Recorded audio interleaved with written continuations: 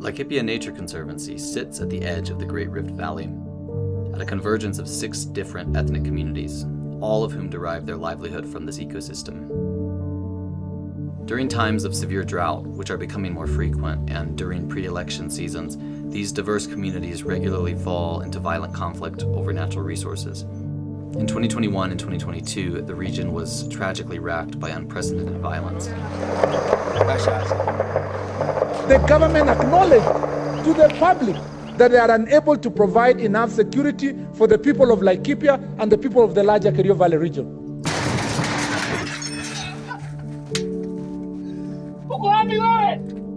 Tuko na shida kubwa sana, na ndio wafugaji wamefika Laikipia kutafuta nyasi.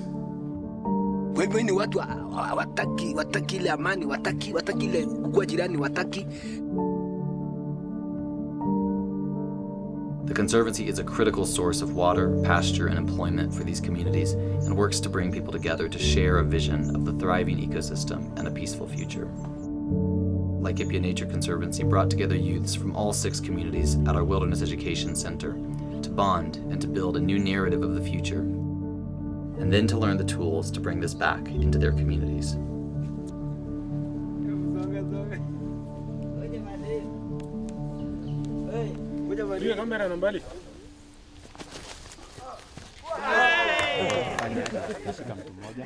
Okay. Watu wanakufa. Yenyewe ina resemble challenges. Maji ina resemble amani. Kwa sababu tulisema jana amani ni kitu delicate. Aya, kama hivi fika huko utaingilia pale. Leta maji. Dawa mbenda. Kamba ina resemble kama njia. Sisi hapa ni leaders. Tukitoka huko nje tutakuwa na challenge. Sasa wewe huyu ataenda kwao. Challenges zitakuwa ya wewe venye utaendesha nini? Amani.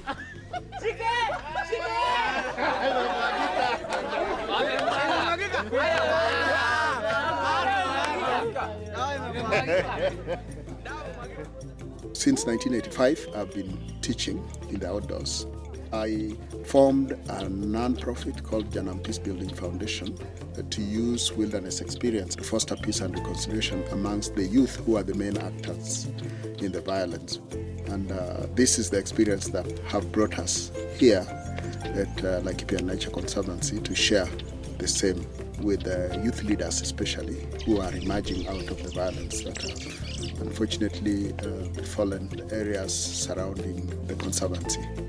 Our job at Laikipia Nature Conservancy is both to protect the biodiversity within this critical landscape, but also to try and steward as equitably as possible the available natural resources here.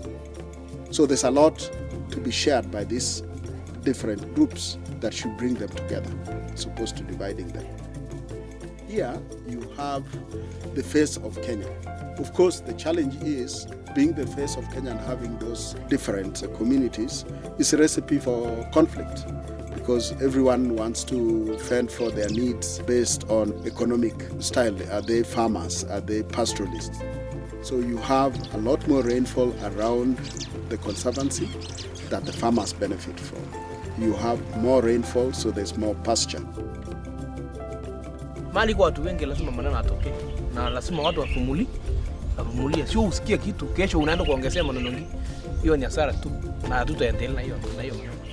Hii msitu inataka kuchunga, juu hata hii msitu mkifeka yote ukata mamuti au hata kuwa na nyasi au na hata kuwa na jirani mema.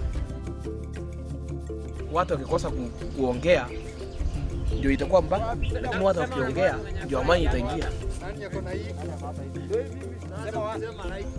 Wasiliano ndio kitu ya maana kabisa.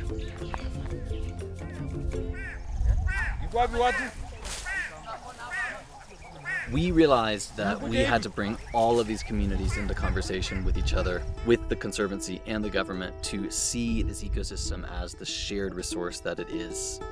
We've spent the last 2 years creating a community council known as the Mishipi, which means belt in Swahili, with elders and youth leaders from every village on our boundary.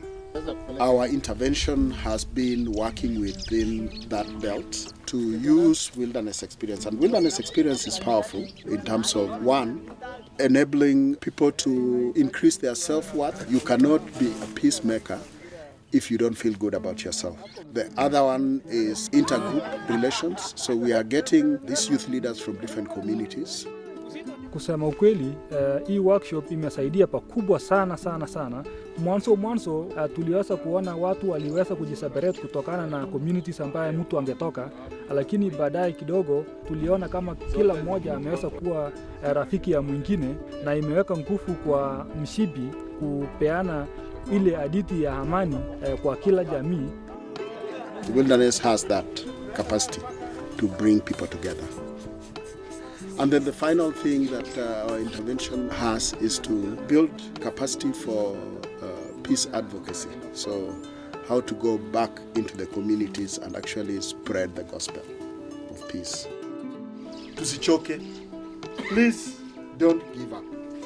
Itakuwa long process. Kitu kizuri kutokea, inabidi tuwe na nini? Uvumilivu, patience, and hatimaye tunaweza kusherehekea. Already they can see that fire that sparked from these causes burning back in their communities. Welcome to Phase 2 of our Peacebuilding Initiative, LNC, here in Mount Kenya. Mlima yenyewe tulichukulia kama njia ya amani. Hapo ingeweza kutazama jamii yote ya Kenya, na tuliweza kuona haungeweza kufanya kama mtu mmoja na haungeacha mwingine nyuma wakati unafanya amani.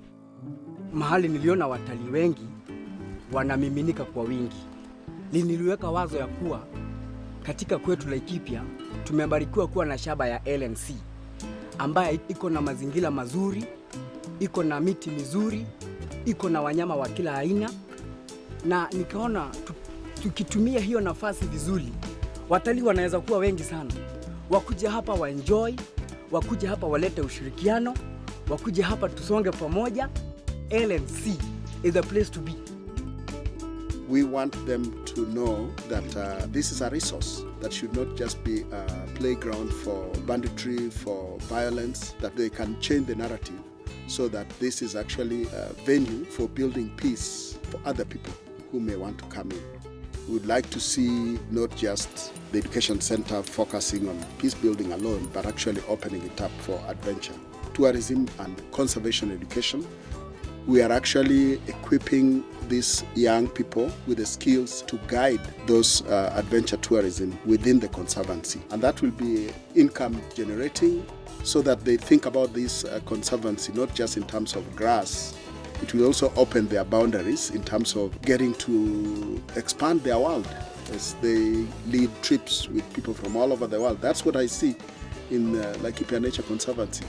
This is the place. This is the adventure tourism place for tomorrow, for not just Kenyans, but the world.